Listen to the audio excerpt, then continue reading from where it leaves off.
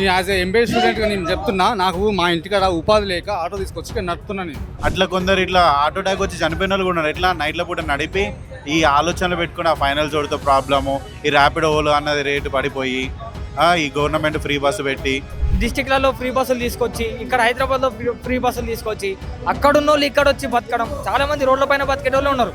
Free bus అన్నాడు, సరే మా దాంట్లో కూడా ఆడపిల్లలు ఉన్నారు, ఫ్రీ బస్ ఎక్కి వెళ్తుండ్రు, కాదంటలే. ఈ ఆటో అయితే ఏదైతే ఉందో ఎలక్ట్రానిక్ ఆటో ఇది తీసేస్తే మాకు బాగుంటుంది మేడం. ఆయన అంటున్నాడైతే ఒక రీఎలక్షన్ పెట్టామనండి మా కోసం, దయచేసి మా ఆటోల కోసం రీఎలక్షన్ పెడితే అసలు వాడి కంటికి కూడా కనపడ్డాడు ఇంకోసారి. మా బతుకులు ఆగమైపోయేటట్టు ఉన్నాయనే ఒక భయంతోన ఇక్కడ రోడ్ దాకా వచ్చినాం మేము. ఇక్కడతో ఆగిపోయేది కాదు, ఇది ఏడు దాకానే వెళ్తాం మేము. ఈ రేవంత్ రెడ్డి పరిపాలనలో అసలు మాకు ఎంత అంటే ఎన్ని బాధలు ఉన్నాయంటే ఇక చెప్పుకున్నది హీరో. ఆయన ఈ హామీలు ఇచ్చడంలో మేము దగ్గరుండి మా ఆటోలతో మరీ ఓట్లు వేయించినాం. ఈ రోజు మనం ఇందిరా పార్క్ దగ్గర ఉన్న ధర్నా చౌక్ దగ్గర ఉన్నాం. ఇక్కడ ఆటో డ్రైవర్లు కార్మికులు ధర్నా చేస్తున్నారు. ఎందుకొరకో మనం కనుక్కుందాం. ఎందుకన్నా ఇక్కడ ధర్నా చేస్తున్నారు? కవితమ్మ గారు కూడా మీకు మద్దతు ఇస్తా అన్నారు, దేనికి? ఈరోజు ఏంటంటే రేవంత్ రెడ్డి గారు మన ముఖ్యమంత్రి గారు ఏంటంటే ఎలక్ట్రికల్ ఆటో తెస్తా అన్నాడు.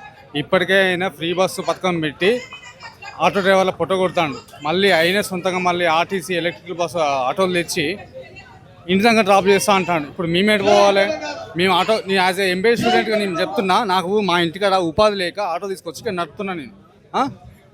ఆల్రెడీ మళ్ళీ ఈ ఉచిత బస్తోనే నేను ఇబ్బంది పడుతున్నా. నాకు ఇల్లు రెంట్ వెళ్ళట్లేదు, పిల్లలు స్కూల్ వెళ్ళట్లేదు, చాలా ఇబ్బందులు ఉన్నాయి. ఇప్పుడు మీరు ఎలక్ట్రికల్ ఆటోలు తెచ్చి ప్యాసింజర్స్ మీద వాళ్ళ ఇంటికాడ దింపుతా అంటే ఇప్పుడు మా బతుకు ఎట్లా కావాలి? మేము ఎట్లా బతకాలి?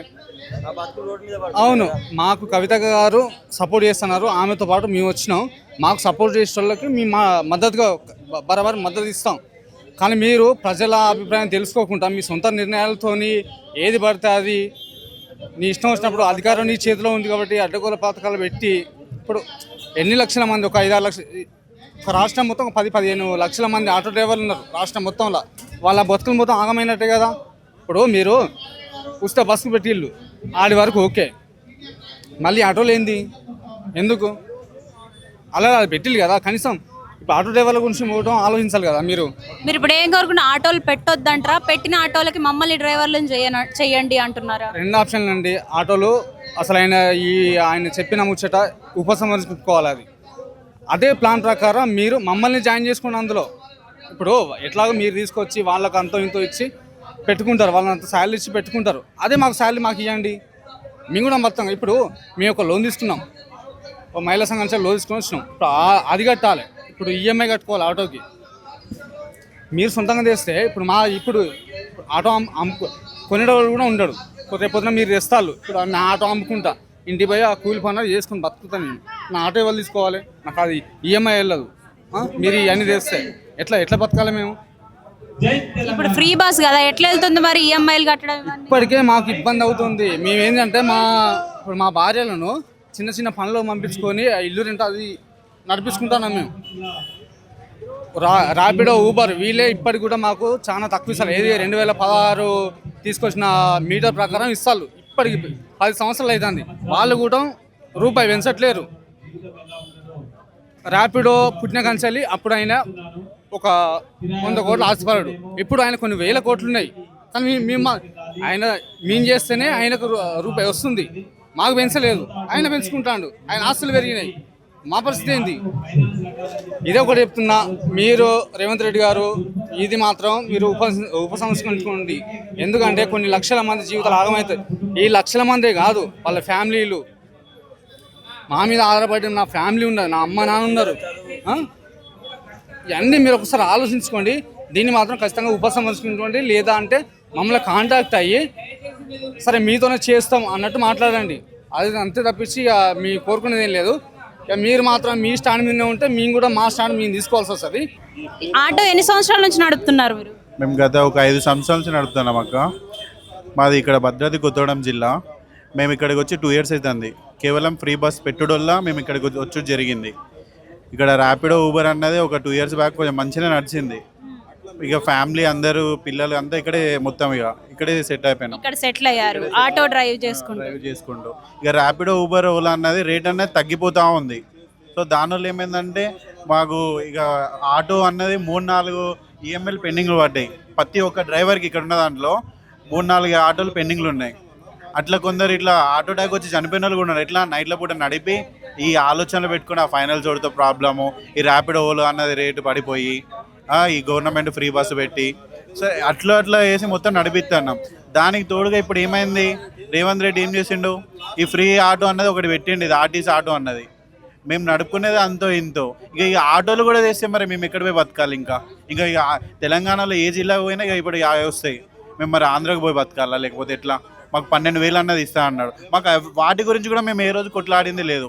సరే ఇవ్వకపోయినా పర్లేదురా బాబు, నువ్వు మమ్మల్ని ఇబ్బంది పెట్టకుండా ఉంటే చాలని మేము అనుకున్నాం. కానీ అది కాదని చెప్పి ఇప్పుడు మాకు ఇది పెట్టిండు. మేము రోజు చేసేది డ్రాపింగే. ఇప్పుడు అదేదో ఇస్తాండ్రు, అదేదో మాకు ఇచ్చేది ఉంటే ఆ డ్రాపింగ్ ఏదో మేమే చేస్తాం కదా. మేము రోజు చేసే అంటే ఇప్పుడు ఎలక్ట్రిక్ ఆటోలు మీకు డ్రైవింగ్ ఇవ్వాలి అని అంటున్నారా? అసలు మాకు ఇవ్వకపోయినా పర్లేదు, అసలు రాకుండా ఉంటే మా బతుకు మేము ఎట్లా బతుకుతాం. అవి వచ్చుడోలా మేము అసలు బతకడానికి కూడా మాకు చాలా ఇబ్బంది అయిపోతుంది అక్క. అంటే జీవో రద్దు చేయాలని కోరుతున్నారు. జియో అనేది అసలు అది పాస్ చేయొద్దు, అది రావద్దు.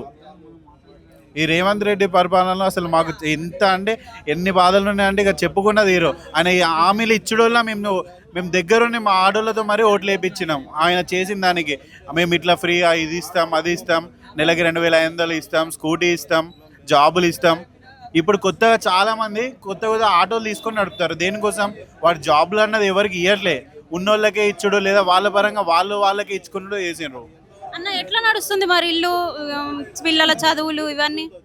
గోల్డ్ ఉన్నోళ్ళు గోల్డ్ గుల పెట్టుకుంటారు, లేనోడు అప్పులు తెచ్చుకుంటాడు, అప్పు కట్టడానికి ఇంకో అప్పు తెచ్చుకుంటాను తప్ప ఇప్పుడు ఒక్కొక్కరికి మినిమం ₹1,00,000 అప్పులు తెచ్చుకొని బతికేటోళ్ళమే ఉన్నాం అక్క మేము.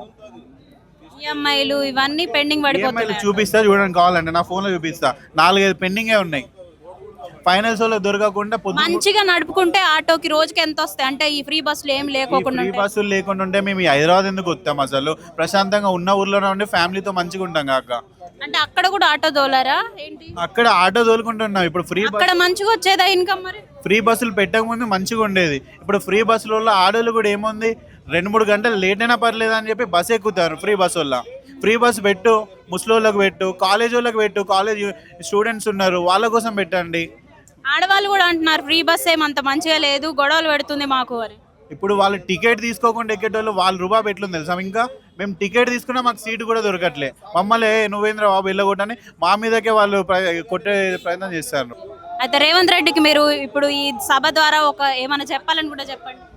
రేవంత్ రెడ్డికి చెప్పేది ఒకటే అక్క, ఇప్పుడు రీఎలక్షన్ పెట్టమనండి, ఆయనకి వార్డు కౌన్సిలర్గా కూడా రాదని చెప్పి చెప్తున్నాం మేమైతే. ఆయన అంటున్నాడైతే ఒక రీఎలక్షన్ పెట్టమనండి మా కోసం, దయచేసి మా ఆటోల కోసం రీఎలక్షన్ పెడితే అసలు వాడి కంటికి కూడా కనపడాడు ఇంకోసారి. ఈ ఆర్టీసీ ఎలక్ట్రికల్ ఆటోలు తీసుకొస్తా అని చెప్పేసి రేవంత్ రెడ్డి సాబు 15వ తారీఖు రిలీజ్ చేయడానికి జియో ఆప్షన్ ఇచ్చాడు. ఆ రోజు ఒక 90% చెప్పే అవకాశం ఉంది. అది ఆపడానికి భయపడి మా బతుకులు ఎక్కడ ఆగమైపోతాయని చెప్పేసి ఇక్కడికి రావడం జరిగింది. ఇన్ని రోజులు కూడా దాదాపు ఒక 10-15 సంవత్సరాల నుంచి ఏ బాధలు కూడా లేవు ఆటో డ్రైవర్లకి. ఉన్నాయి కానీ బయటికి రాలే. ఎంతసేపు ఉన్నా సరే లోపల బయట ఇంట్లో గొడవలు అయినప్పుడు బయటికి చెప్పుకోలేము కదా, అట్లానే జరిగేది. ఇప్పుడు ఇంట్లో గొడవలు కాస్త మొత్తం ఫైనాన్షియల్ మీద పడిపోయింది. ఫైనాన్షియల్గా చాలా ప్రాబ్లమ్స్లో పడిపోయినాం. తర్వాత ఏ సపోర్ట్ లేకపోవడం వల్ల, ఏ రాజకీయ నాయకుడు సపోర్ట్ చేయడం వల్ల, మమ్మల్ని ఎవడు పట్టించుకోవడం వల్ల ఇట్లా రావడం. ఇక్కడ దాదాపు డిగ్రీలు పీజీలు చదివిన వాళ్ళే ఉన్నారు, పెద్ద చదివిన వాళ్ళే. ఇక్కడ ఉద్యోగాలు లేక డిస్టిక్లలో ఫ్రీ బస్సులు తీసుకొచ్చి, ఇక్కడ హైదరాబాద్లో ఫ్రీ బస్సులు తీసుకొచ్చి అక్కడున్న వాళ్ళు ఇక్కడ వచ్చి బతకడం. చాలా మంది రోడ్ల పైన బతికే వాళ్ళు ఉన్నారు. ఇక్కడ ఫ్యామిలీలు ఏం లేవు, ఊర్లలోనే ఉన్నాయి. ఇప్పుడు మీరు ఇక్కడికి వచ్చారా? వేరే ఊరు నుంచి? నాది మహబూబ్నగర్ డిస్టిక్. అక్కడ నుంచి ఇక్కడ వచ్చి బతకడం, పని చేసుకుంటున్నాం. లేదు అక్కడనే డిస్టిక్లలోనే అన్ని ఫ్రీ బస్సులు లేకపోవడం, ఇవన్నీ ఏది జరగకపో ఉంటే అక్కడనే బతికేటోళ్ళం. ఇక్కడ దాకా ఎందుకు వచ్చి బతాం ఇంట్లో వాళ్ళని వదిలేసుకొని? ఫ్రీ బస్ పెట్టి మీకు నష్టం జరిగింది. మరి ఊబర్ ఇవి ఉన్నాయి కదా, వీటి ద్వారా సరిగా లేదు. ఒక 10 సంవత్సరాల కిందట ఒక రేట్ కార్డ్ ఏదని, ఒక పర్టికులర్ రేట్ కార్డ్ అనేది ఉండే, కానీ ఇప్పుడు అది కూడా లేదు. కనీసం ఒక ఆటో డ్రైవర్కి వాచ్మెన్ కున్న ఇజ్జత్ కూడా లేదు, రోడ్డు పైన లేదు. అట్లా దిగజారి వెళ్ళిపోయినాం మనం. మరి జీవో రద్దు చేయను అన్నాడు అనుకో సీఎం, నెక్స్ట్ వెళ్ళిపోతాం, ఎక్కడ దాకానే వెళ్ళిపోతాం. అంటే ఒకవేళ జీవో రద్దు చేయకోకుండా డ్రైవర్స్ ని తీసుకుంటామని అంటే అది ఓకేనా? కాదు, అది కూడా మా ఆటోలు మా సొంత, మేము నిజాయితీగా బతుకుతున్నాం. మేము మా ఆటో మా సొంత డబ్బు పెట్టి బతుకుతున్నాం. ఎవరో కింద ఎందుకు పని చేస్తాం మేము? చెప్పురి ఎవరో కింద ఎందుకు ఎట్లా నడుస్తుంది తమ్ముడు మరి ఊర్లో అంటే ఫ్యామిలీ Financial గా ఎట్లా? అక్కడ బాగాలేదు కాబట్టి ఇక్కడ వచ్చి బతున్నాం కదా అక్క. ఓకే మరి పిల్లల చదువులని ఇంట్లో ఖర్చులని ఎట్లా వెళ్తుంది ఫీజులు పెరిగిపోయినాయి, అన్ని వస్తువులు పెరిగిపోయినాయి. అక్కడ ఏదో యుద్ధం జరిగింది, అమెరికా ఏదేదో రకాలుగా యుద్ధం జరిగిందని చెప్పేసి ప్రతి వస్తువు పైన రేట్లు పెంచారు, కానీ ఆటో రేట్ మాత్రం పెంచలే. ప్రతి వస్తువు పైన పెరిగింది, చాక్లెట్ పైన కూడా పెంచారు, ఆటో రేట్ మాత్రం పెరగలే. ఇప్పుడు కూడా పెంచుతారేమో అన్న ఒక చిన్న ఆశ ఉంది, కానీ పెంచేటట్టు లేరు వీళ్ళు. ఇంకా రిటర్న్ మా పైన యుద్ధం చేస్తారు, దాడులు చేస్తారు. మా బతుకులు ఆగమైపోయేటట్టు ఉన్నాయన్న ఒక భయంతోన ఇక్కడ రోడ్ దాకా వచ్చినాం మేము. ఇక్కడతో ఆగిపోయేది కాదు, ఇది ఏడు దాకైనా వెళ్తాం మేము. ఎన్ని సంవత్సరాల నుంచి ఆటో తోలుతున్నాను? నేను 4 years అవుతుంది. 4 years. 4 years స్టార్ట్ చేసినప్పటికి ఇప్పటికి ఎట్లుంది నీకు? లేదు, స్టార్ట్ చేసినప్పుడు కొత్తలో బాగానే ఉంటుంది, తర్వాత స్టార్ట్ చేసి ఉండదు. ఇప్పుడు నష్టపోతున్నారు పూర్తిగా. మాకు ఫ్రీ బస్సు మళ్ళీ ఈ ఎలక్ట్రానిక్ ఆటోలు తీశారు మేడం మొన్న కొత్తది. దానివల్ల మా ఆటో డ్రైవర్లు మట్టం రోడ్ పాలవుతుండ్రు. మాకు రైటింగ్ వస్తలేదు. ఓలా ర్యాపిడో ఊబర్ అనేది మాకు రైటింగ్ ఇస్తలేరు. మాకు ఇంట్లో నడవాలంటే చాలా ఇబ్బందిగా ఉంది. మళ్ళీ అవి కూరగాయలకి పిల్లలకి స్కూల్కి దానికి దీనికి నడవాలంటే చాలా. సంవత్సరానికి 12,000 ఇస్తామన్నాడు, ఆ 12,000 ఇస్తలేరు. రైతు బంధు పైసలు కూడా చక్కగా పడతలేవు. మాకు ఈ ఆటో డ్రైవర్లకి చాలా ఇబ్బంది అవుతుంది మేడం. మాకు రోడ్ల పైన ఏడపోయినా ఫ్రీ బస్ అంటుండ్రు, ఏడపోయినా ఎలక్ట్రానిక్ ఆటో తెచ్చి ఒకటి పెట్టిండు. మళ్ళీ దానివలన మా ఆటో డ్రైవర్లు చాలా బాధపడుతుండ్రు.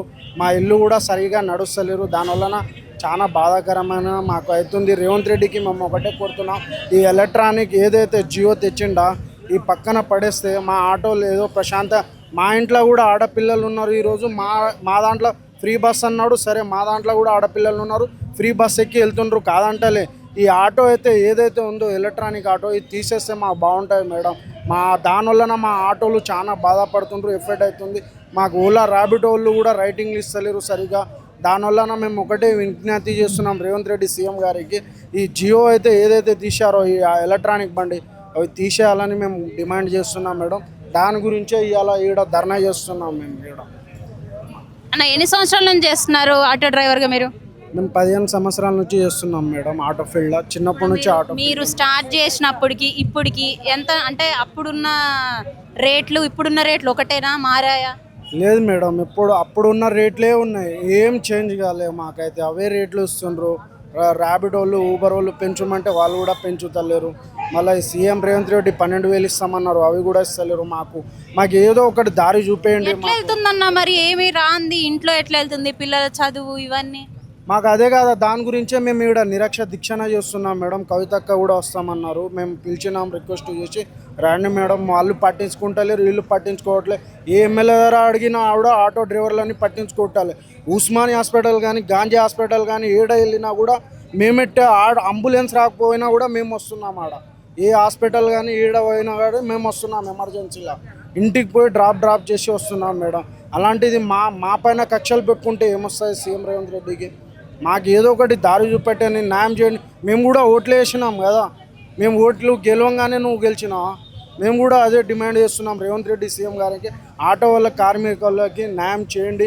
ఫైనాన్స్లు ఈఎంఐలు అవి కట్టలేక మేము బాధలు టార్చర్ భరించలేక ఆటోలు తగలబెట్టేస్తున్నాం. ఆటోలు ఫైనాన్స్ వాళ్ళు వచ్చి రోడ్ల పైన గల్లా పట్టి ఏడ అంటే ఆడ తీసుకొని వెళ్ళిపోతుండ్రు. మా దగ్గర ఆటోలకు ఈఎంఐలు కట్టలేకపోతున్నాం. ఇల్లు నడవాలంటే చాలా ఇబ్బంది ఉంది మేడం. దాని గురించి మేము ఈడ తెలంగాణ ఇంద్రమ్మ పార్కు గడ్డ దగ్గర మేము ఇలా నిరక్ష దీక్షణం చేస్తున్నాం ఈరోజు. దాని గురించి ఓకే అన్న, ఓకే, థ్యాంక్ యూ.